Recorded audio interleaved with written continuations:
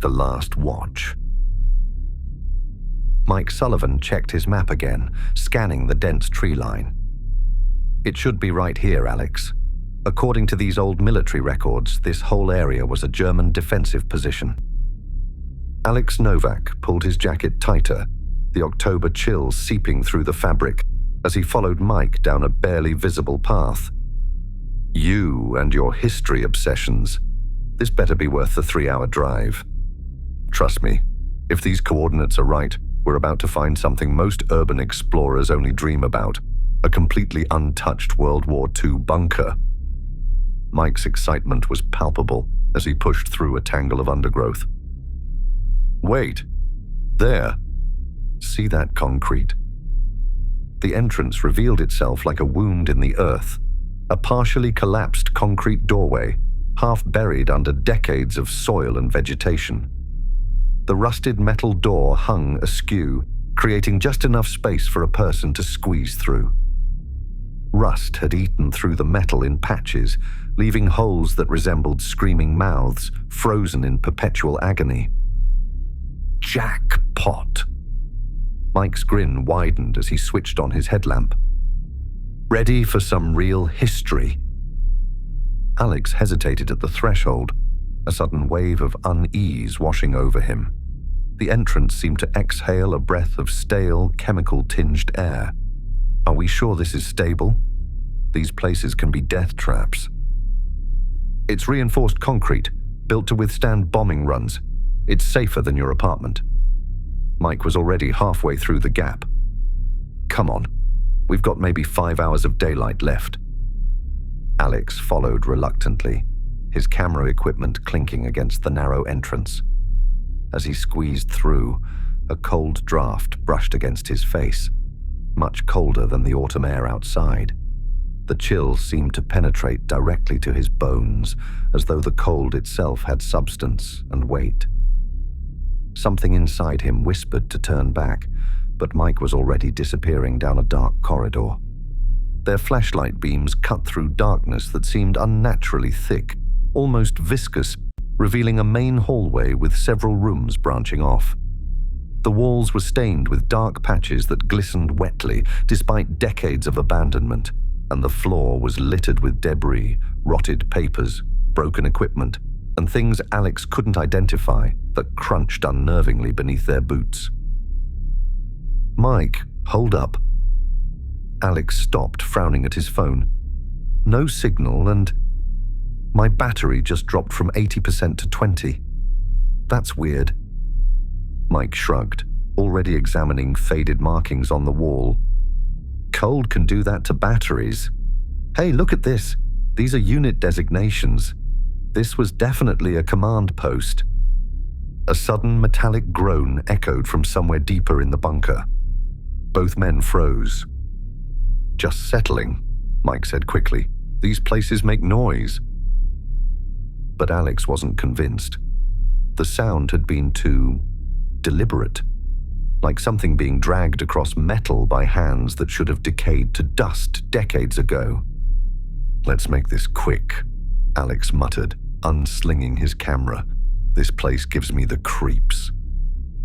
An hour into their exploration, they documented the main areas: a communications room with rotted equipment, officers' quarters with rusted bed frames, and a mess hall where metal plates still sat on tables, as if waiting for diners who would never return. On some plates, indistinct shapes resembling food remained, covered in a fuzzy green-black substance that seemed to pulse slightly whenever the flashlight beams swept away. This is incredible, Mike whispered, photographing a wall calendar still showing June 1944. The days were crossed off meticulously until June 6th, where the marking abruptly stopped. It's like they just vanished in the middle of daily life. Alex nodded distractedly, more concerned with the dropping temperature. His breath now ghosted visibly in his flashlight beam, forming shapes that seemed to linger too long before dissipating. Is it getting colder in here? Underground places have stable temperatures. Maybe we just notice it more now that we've been down here a while. But it wasn't just the cold bothering Alex. Ever since they'd moved deeper into the bunker, he'd been seeing things at the periphery of his vision, shadowy figures that vanished when he turned to look, fleeting impressions of gaunt faces watching from doorways. The darkness beyond their flashlight beams seemed alive somehow, retreating just enough to let them pass, but always waiting, always watching.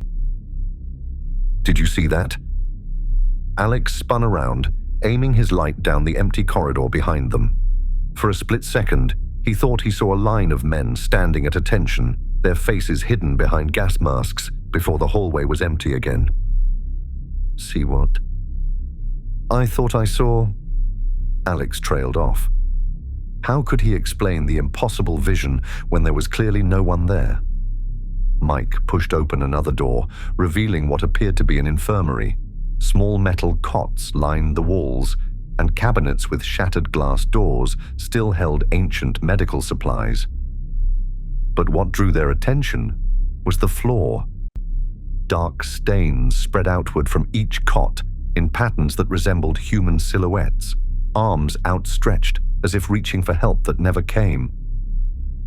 The stains converged in horrific patterns that almost looked like writing when viewed from certain angles.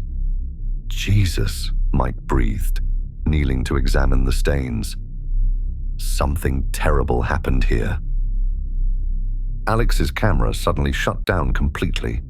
The display flashed briefly, showing what looked like a face, hollow-eyed and blistered, before going black.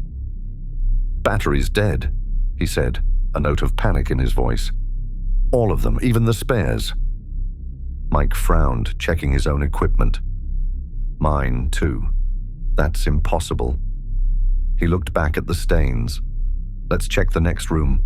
Maybe we can find some clues about what this place was." The next room made both men stop in their tracks.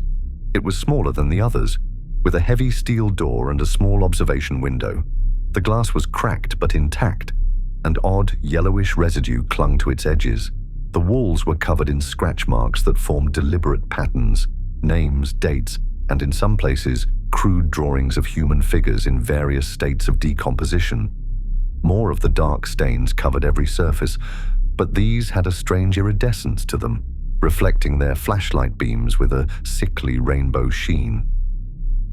In the center of the room sat a single table with leather restraints, the leather cracked but still flexible, as if preserved by whatever chemicals lingered in the air. "This wasn't just a bunker," Alex said quietly. "They were doing something else here." Mike approached a fallen filing cabinet, carefully extracting documents that crumbled at his touch. The pages seemed to resist destruction, however, as if desperate for their contents to be seen. "Some of this is in German, but I can make out dates. June 5th through 7th, 1944. Right before D-Day. There are medical terms here, something about gas exposure tests, subjects showing various response times." Mike's voice grew quieter as he continued reading. They were experimenting on their own soldiers, testing chemical weapons, recording how long it took them to die. As he read the words, the air in the room seemed to thicken, taking on a faint yellowish tinge at the edges of their flashlight beams. A wet, hacking cough echoed from an empty corner of the room. Both men jerked upright. "Tell me you heard that," Alex whispered, his flashlight beam revealing nothing but empty space, yet the corner somehow seemed darker than it should be, as if the darkness had substance. Mike nodded slowly, his earlier enthusiasm completely gone. "Let's get back to the entrance. I've seen enough."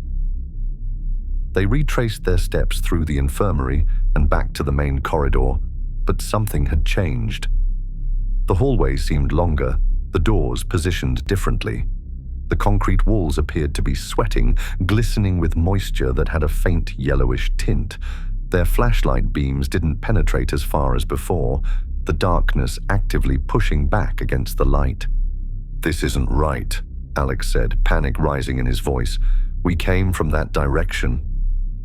No, it was this way, Mike insisted, though uncertainty crept into his tone. The bunker's layout, which had seemed straightforward earlier, now felt like a shifting labyrinth. They chose a path and hurried forward, only to emerge in a large room they hadn't seen before. Rows of bunks filled the space, the metal frames twisted as if warped by extreme heat. And on each bunk lay the ghostly outline of a human form, transparent, barely visible, but unmistakably there. Their edges shimmered like heat waves, revealing glimpses of the horrific details beneath, skin sloughing off, eyes melted in their sockets, lips peeled back from clenched teeth. "Mike," Alex choked out. "We need to leave. Now." The figures began to solidify, gaunt men in tattered German uniforms, their skin blistered and discolored, clothes fused to flesh in places. Eyes that should have rotted away decades ago stared with milky white intensity. Some lay perfectly still while others twitched and convulsed, locked in eternal suffering. The air filled with a visible miasma, a yellowish fog that swirled lazily around the apparitions. Mike backed toward the door. "They're not real. They can't be real." But the door behind them slammed shut, and now the specters were rising, those who could stand helping those who couldn't. Their movements were jerky, painful to watch, limbs bending at impossible angles, skin cracking open to reveal blackened tissue beneath. The soldiers who seemed least damaged physically, those with fewer blisters, less visible decay, moved with the most anguish, their faces contorted in expressions of absolute despair. Their eyes held a terrible awareness that the others lacked. "Run!" Mike shouted, shoving past Alex toward another exit. They sprinted down twisting corridors that seemed to extend impossibly, the walls closing in and then expanding again with each turn. The concrete beneath their feet became increasingly uneven, as if the floor itself was breathing. Every turn brought them to unfamiliar rooms, laboratories with bloody examination tables that still bore the imprints of human forms, gas chambers with viewing windows smeared with handprints on the inside, holding cells with more scratch marks on the walls, forming the same message over and over. "The quick ones are the lucky ones." "The place is changing," Alex gasped as they paused to catch their breath. "It's not the same bunker anymore. That's impossible." Mike leaned against a wall, then jumped back with a cry of revulsion. The concrete was wet, seeping with a clear fluid that burned his skin on contact. Where his hand had touched, the wall briefly revealed what looked like faces pressed against the other side, mouths open in silent screams. A white mist began filling the corridor, spilling from vents that hadn't been there moments before. The fog carried microscopic particles that caught the light like tiny shards of glass. With it came the ghostly soldiers, some crawling, leaving trails of transparent ichor behind them, others stumbling with limbs bent at unnatural angles, all moving with terrible purpose toward the living intruders. "This way." Mike grabbed Alex's arm, pulling him through a doorway that seemed to appear from nowhere. They found themselves in what must have been the command center. Maps still hung on walls, showing positions marked with pins that moved slightly when they weren't being observed directly. A large table dominated the center of the room. Seated around it were the transparent forms of officers, their uniforms more intact than the others, their faces showing not pain, but guilt. Their eyes followed the intruders with terrible awareness. One figure, a colonel by his insignia, rose from his chair. His form was more solid than the others, and his face bore fewer signs of suffering. Instead, his expression was one of profound regret, mixed with grim determination. His mouth moved, forming words neither man could hear. "What is he saying?" Alex whispered. Before Mike could answer, documents on the table began flipping open of their own accord. Photographs slid into view, horrific images of soldiers strapped to tables, their skin blistering and peeling away in sheets as men in protective suits took notes. Other photos showed the same men in standard uniforms days earlier, smiling at the camera, unaware of their fate. They weren't enemies, Mike realized, horror dawning on his face. These were their own men. They used their own soldiers as test subjects. The colonel's mouth kept moving, and this time a sound emerged, distant and distorted, like a voice through water. The slow ones envy the quick. Remember that. The room temperature plummeted. Frost began forming on the walls, creating patterns that resembled screaming faces. The walls seemed to contract, pushing inward with visible pulsing movements. The spectral officers rose as one, extending blistered hands toward the intruders. Where their fingers passed through objects, the material temporarily took on the appearance of rotting flesh. "Get back!" Mike shouted, but his voice sounded weak, muffled. The white mist was seeping under the door now, filling the room with the scent of chemicals and decay. It crawled along the floor like a living thing, forming tendrils that reached deliberately toward their ankles. Alex stumbled backward, retching at the smell. The air felt thick, almost solid in his lungs. His vision began to blur, the room's edges taking on a yellowish tinge. "I can't breathe," he gasped, his lungs burning. "Mike, I can't." Mike grabbed his friend's arm again, dragging him toward what looked like a service tunnel at the back of the room. "This way." It might lead out. They crawled through the narrow passage, the walls pulsing around them like the interior of some vast living thing. The concrete glistened with moisture that left burning sensations where it touched exposed skin. Behind them, the mist followed like a predator, tendrils reaching forward with deliberate purpose. The tunnel ended abruptly at a ladder leading upward. Mike pushed Alex ahead of him. "Climb! Don't look back!" Alex scrambled up the rusted rungs, his movements becoming more labored with each step. The metal felt unnaturally warm beneath his hands, almost as if it were alive. Behind him, Mike kept glancing over his shoulder, his face contorted in terror at whatever was pursuing them. "They're coming," he hissed. "Faster." The ladder ended at a heavy circular hatch. Alex pushed against it with failing strength, his lungs still burning from the chemical mist. The metal groaned, but didn't budge. As he strained against it, he could have sworn he saw faces pressing against the underside of the hatch from the outside, mouths open in silent screams. "It's stuck!" he cried. "Together!" Mike gasped, reaching past him to add his strength to the effort. The hatch gave way suddenly, swinging upward to reveal twilight sky. Fresh air rushed in, sweet as life itself. Alex pulled himself out onto leaf-covered ground, then reached back to help Mike. But Mike wasn't there. "Mike?" Alex stuck his head back into the opening. The ladder descended into absolute darkness, a swirling vortex of shadow that seemed to have substance and weight. "Mike?" His voice echoed down the shaft, returning hollow and empty. There was no response, no sign of his friend, only the darkness, which seemed to be rising up the shaft like a living thing, reaching tendrils toward the opening. Alex scrambled back down several rungs, sweeping his phone's flashlight into the darkness. The beam showed only empty ladder continuing downward, no sign of his friend. But at the very edge of the light, he thought he saw figures gathering. Gaunt men in tattered uniforms, one of them wearing a modern jacket that looked horribly familiar. "Mike," he screamed again, his voice breaking. The hatch began closing of its own accord, an invisible force pulling it downward. Alex barely managed to scramble back up and out before it slammed shut with terrible finality. He clawed at the metal, searching for a handle, a latch, anything. But the hatch had sealed seamlessly into the earth, as if it had never existed.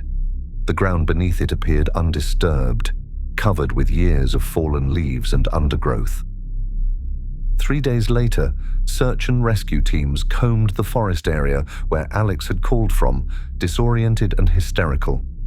They found his car parked on a logging road, but there was no sign of a bunker, no military installation, nothing but unbroken forest for miles. Ground-penetrating radar revealed no underground structures, no hollow spaces, nothing to suggest that a massive concrete installation had ever existed. "There's nothing here," the search captain told him as Alex sat wrapped in a blanket, still insisting they had to find the entrance, had to rescue Mike. The captain's eyes held pity and doubt. "You don't understand," Alex kept saying. "It's there. It has to be there. Mike is still inside." But after a week of searching, the official report listed Mike Sullivan as missing, presumed dead from an accidental fall in the unmarked caves that dotted the region. Only Alex knew the truth, but who would believe him? He tried to move on with his life, tried to forget. But the nightmares came every night, dreams of Mike still wandering those impossible corridors, calling for help that would never come.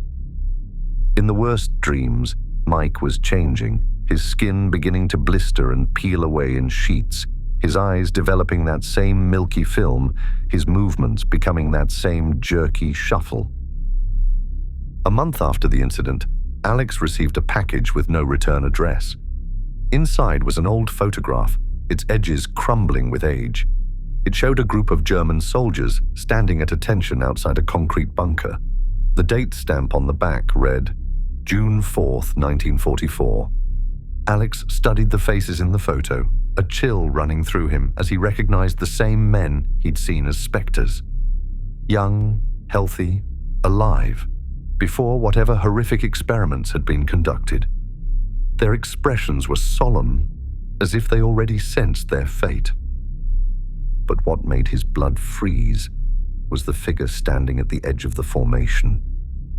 Though the face was blurred in a way that seemed deliberate rather than accidental, the modern backpack slung over one shoulder was unmistakable. It was Mike's backpack, the one he'd been carrying the day they entered the bunker. As Alex stared at the impossible image, he noticed something else. A dark stain spreading across the paper from the inside, seeping through to form words. The stain had a yellowish tinge and smelled faintly of chemicals. He dropped the photo in horror, but not before reading the message that had formed. The slow ones envy the quick. But in the end, we are all on eternal watch. The package had been postmarked June 7th, 1944. That night, Alex woke, gasping for breath, his lungs burning as if filled with poison gas. In the corner of his bedroom stood a figure, Mike, but not Mike. His skin was blistered and peeling, his eyes milky white, his mouth moving silently. As Alex watched in horror, other figures began to materialize around his friend. Gaunt men in tattered uniforms, all watching him with the same terrible awareness. And behind them all stood the colonel, his expression one of grim welcome. "Your friend was slow," the colonel's voice whispered in Alex's mind. "The slow ones envy the quick, but you will be quick." Yellow mist began seeping under Alex's door, filling the room with the scent of chemicals and decay. And Alex understood, at last, that he had never truly escaped the bunker at all. If you enjoyed this tale of forgotten horrors and eternal suffering, please like, share, and subscribe to MD Creepypasta on YouTube for more stories that will make you think twice about urban exploration. After all, you wouldn't want to be left on eternal watch.